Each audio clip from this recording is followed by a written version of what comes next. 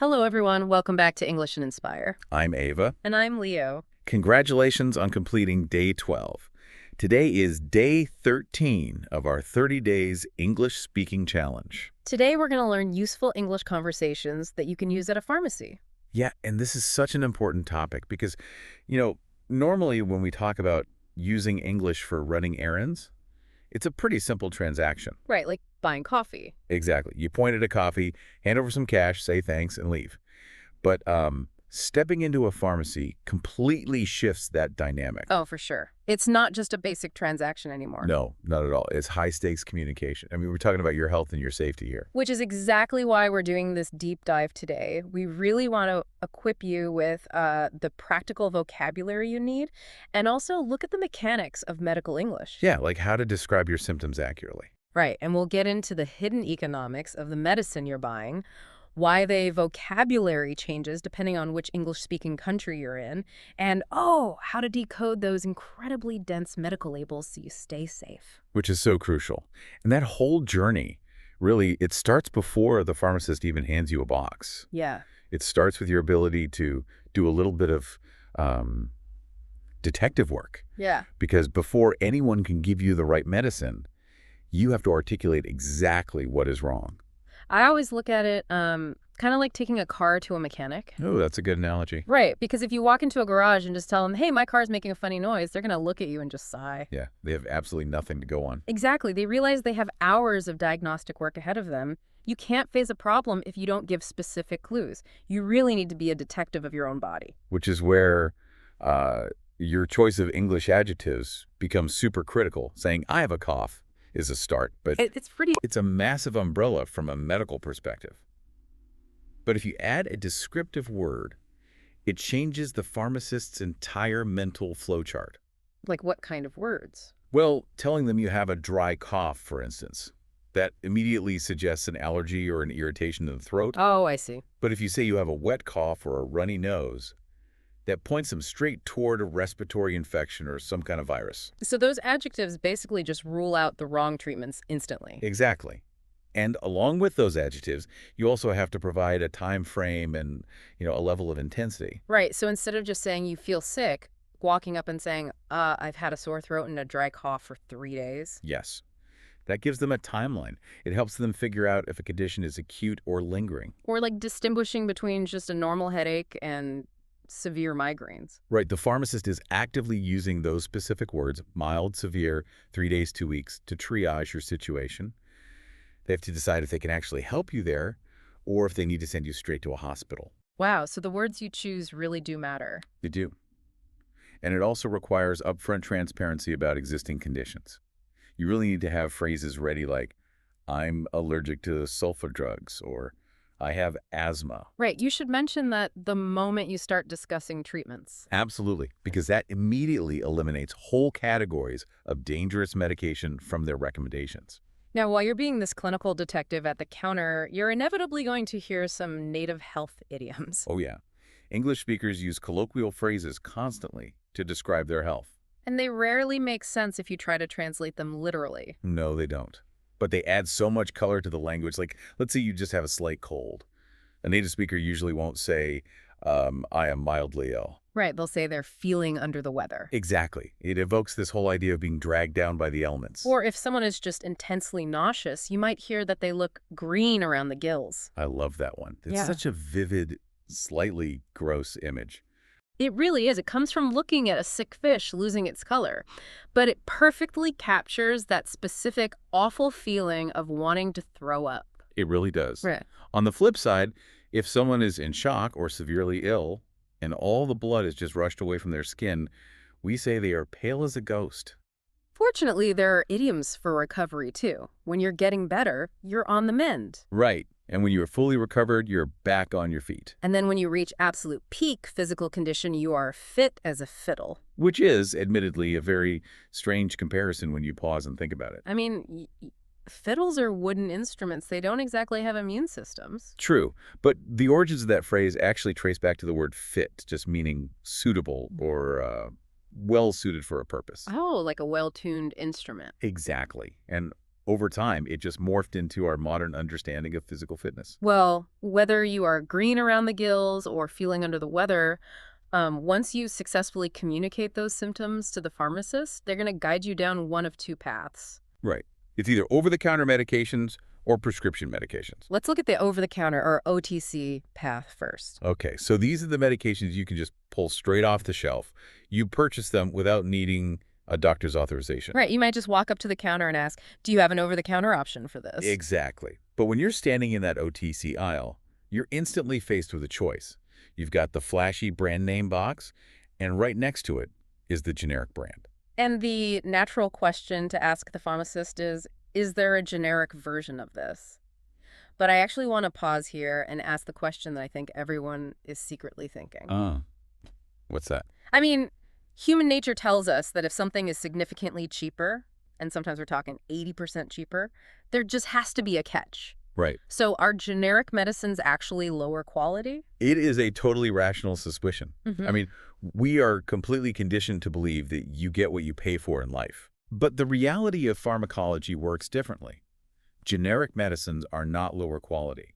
They are identical in their active ingredients, their strength, and their safety profile. Wait, okay.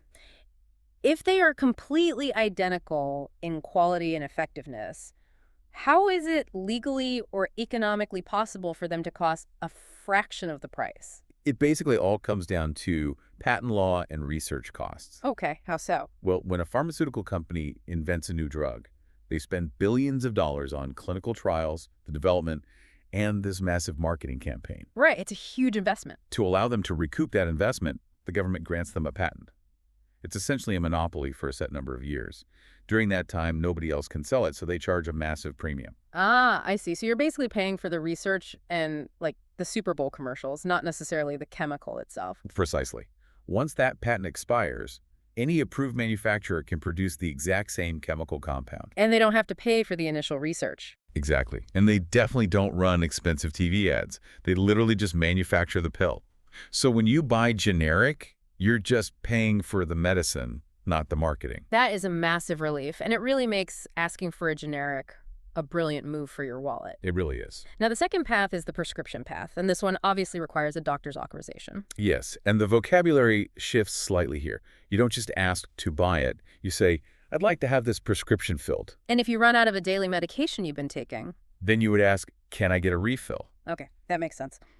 But within both of those paths, OTC and prescription, you also need to navigate the physical form the medicine takes. Right, and the terms for those are very specific in English. You have tablets, which are those hard, compressed solids. And then you have capsules, right? Yes, capsules are the dissolvable shells, usually containing a powder or a gel inside. Then, for individuals who maybe struggle to swallow pills, especially kids, you have liquid syrups. And if it's a skin condition? Then you bypass the digestive system entirely and use an ointment or a cream. Which brings up a very practical question, actually. Say I have a really hard time swallowing a large tablet. Can I just ask the pharmacist, can I crush these tablets? You can certainly ask. Or like, if I hate swallowing capsules, can I just pull the two halves apart and sprinkle the powder into a bowl of yogurt or something? I mean, you can ask the pharmacist that, but you should absolutely never do it without asking first. Really? Why not? Because many tablets and capsules have a time-release mechanism built into their physical design. Oh, I didn't even think about that. Yeah, the shell of a capsule is often engineered to survive the harsh acid of your stomach, so that the medicine can be absorbed really slowly later on in your intestines. So if you break it? If you open that capsule and swallow the powder directly, you dump the entire dose into your system at once. It can lead to a dangerous overdose, or it might just render the medication completely useless because your stomach acid destroys it. Wow. That perfectly illustrates why the communication at the counter is so critical. You can't just guess with this stuff. You really can't. But speaking of communication breaking down, let's talk about the linguistic minefield of traveling. Because it's incredibly frustrating to realize that after mastering all this vocabulary, the words themselves completely change depending on the country. Oh, it is so confusing for travelers. Like United States versus the United Kingdom. We can start with the billing itself. In the U.S., you're looking for a pharmacy or a drugstore. But if you wander around London asking for a drugstore, You're going to be walking for a long time. Over there, it's called a chemist. Exactly. And it extends to basic first aid, too. If you cut your finger in New York, you ask for a Band-Aid. In London, you ask for a plaster. And if you need a vaccine in America, you get a shot. But in Britain, you get a jab. The terminology for medical emergencies is completely different as well. If someone is having convulsions, an American would call it a seizure. But a British person might call it a fit. Right. And if you need urgent, life-saving care in the U.S., you rush to the ER, the emergency room. In the U.K., you rush to A&E, which stands for Accident and Emergency. Even the room where surgery takes place shifts. It goes from an operating room in the U.S. to an operating theater in the U.K. It's fascinating, but yeah, it can be overwhelming. Now, I can understand the cultural differences in words for bandages or buildings, But where I genuinely get frustrated is the names of the medications themselves. Oh, the generic drug names. Yes. Why on earth are the names of generic drugs different? If a chemical is a chemical, shouldn't there be a universal name so someone traveling doesn't accidentally buy the wrong thing? Well, the World Health Organization completely agrees with you, which is exactly why they eventually created the INN, the International Non-Proprietary Names System. Okay, to standardize drug names globally. Exactly. The problem is, many common drugs were invented and named long before that global standard was actually enforced. So we're basically dealing with historical baggage. This is why acetaminophen and paracetamol are the exact same thing but have completely different names. Yes, and it's actually a fascinating piece of chemical history. Both of those names are derived from the exact same scientific chemical name, para-acetaminophenol. Wait, really? Let me hear that again. Para-acetaminophenol. Mm. So the UK took portions of that long name, para-acetaminophenol, and created paracetamol. Okay. The U.S. took different portions of the exact same word, acet, amine, persavan, and created acetaminophen. That is mind-blowing. It is literally the exact same molecule. They just chopped up the syllables differently decades ago. And now travelers have to memorize both. Yeah. Paracetamol gets you relief in London, but acetaminophen gets you relief in New York. You see this split with other critical medications, too. Like the emergency medicine used for severe allergic reactions is adrenaline in the UK. It's epinephrine in the U.S. Exactly. And heart medication used for chest pain is glycerol trinitrate in the UK, but nitroglycerin in the U.S. So the biggest takeaway for anyone traveling is to look up the local translation of your specific active ingredient before you leave. Definitely. Okay, let's say you've navigated the minefield. You are in the right country, you found the chemist, you used the right words, and you finally have the medication in your hand. The final hurdle is taking it safely. Which means decoding the medical label. Right. And reading a medical label can feel like deciphering an ancient code. Which is exactly why you must ask questions while you are still standing at the counter. The stakes are just too high for guesswork. So what should we be asking? You need to ask about interactions. Yeah. Things like, can I drink alcohol with this? Or can I take this alongside ibuprofen? You also need to understand how it's going to dictate your day. You have to ask, will this make me drowsy? Or should I take this on an empty stomach or with food? And that food question is particularly vital. People often assume that taking medicine with food is just, to prevent a bit of nausea. Yeah, that's what I always thought. But for many drugs, the presence of food actually changes how the chemical is absorbed. Wait, really? Yeah. Some medications require the fat from a meal to be properly absorbed into your bloodstream. Others are so acidic that if you don't have a buffer of food in your stomach, they will literally erode your stomach lining. Oh, wow. That is terrifying. Let's actually look at the specific example of a medical label from the sources to see how this all comes together. Okay, let's do it. So the label is for a patient named Eleanor Jones, and she's receiving amoxicillin, which is an antibiotic. Right. So at the very top of a label like this, you usually see RX followed by a number. RX is simply the universal symbol for a prescription, and that number is just how the pharmacy tracks your specific file. Okay. Then you see the core information. Amoxicillin 500 mg capsule. This tells you the active ingredient, the strength, and the physical form. Next to that, it says QTY 15, meaning there are 15 capsules in the bottle, and you'll often see NDC followed by a long barcode number. Right, that's the National Drug Code. It's a unique identifier for that specific drug and manufacturer. But the most critical part of the label is the instruction block. Eleanor's label says, take 1 capsule 3x per day with food. It seems straightforward, but there is nuance there. Taking something 3 times a day is actually different from taking something every 8 hours. So, If a label specifically says every 8 hours, the pharmacist is telling you that the concentration of the drug in your blood needs to remain perfectly stable around the clock. oh, so you have to wake up in the middle of the night if necessary. Exactly. But if it just says 3 times a day, you usually just take it with breakfast, lunch, and dinner. That is a crucial distinction. The label also includes warnings like may cause drowsiness and upset stomach, drive with caution. Which introduces the vocabulary of side effects. Yeah. We know drowsy means sleepy, but you should also be familiar with terms like dizzy. Right, feeling like the room is spinning and you might lose your balance, or blurred vision where you can't focus your eyes properly. You might also see warnings about constipation, which affects your digestive system. And with antibiotics specifically, like Eleanor's amoxicillin, the pharmacist will always give you a stern verbal warning to finish the full course of the medication. Even if you feel 100% better after 2 days. Yes. Always finish it. I always wondered about that. If my throat stops hurting on Tuesday, why am I still taking pills on Friday? Because if you stop early, you have only killed off the weakest bacteria. The strongest, most resilient bacteria are still alive. Oh, that makes sense. And without the antibiotic to finish them off, they will multiply. You essentially train the bacteria in your body to become resistant to the drug, creating a much worse infection. Wow. Do not mess with antibiotics. But what happens if you just make a mistake? I mean, life gets busy. What if you realize you forgot to take your pill the night before? Do you just skip it? Well, in the specific dialogue we reviewed from the sources, the pharmacist tells the patient that if they miss their dose at night, they should take 2 in the morning. So they are advising the patient to double up. See, that terrifies me. Doubling up on a heart medication or a blood pressure pill sounds incredibly dangerous. Oh, it is incredibly dangerous. In the case of that specific antibiotic, doubling up might be the recommended protocol to maintain the baseline in the bloodstream. Okay, but not for everything. No, if you double up on blood thinners, the consequences could be fatal.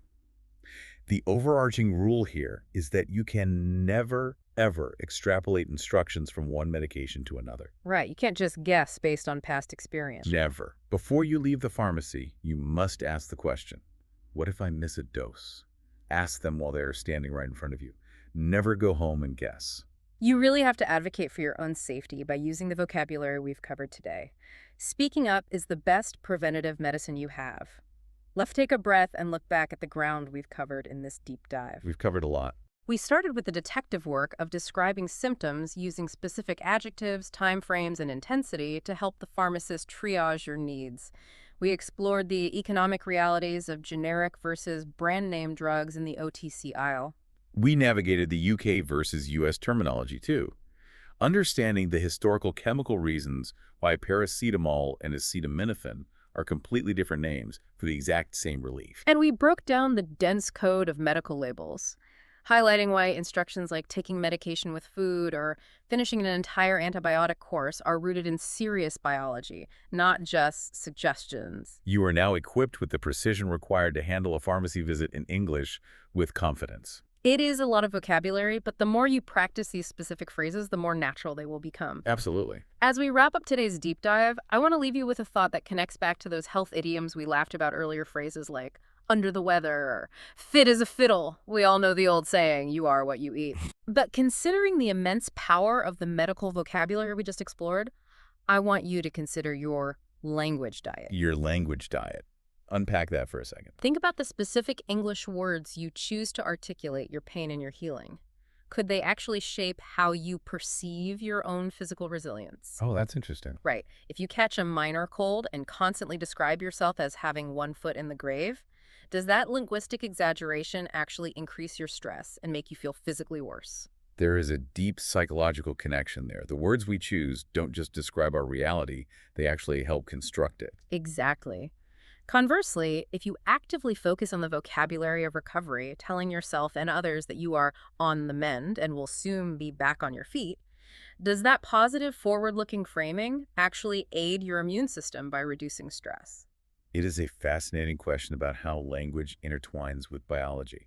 Something to mull over the next time you find yourself standing at that pharmacy counter.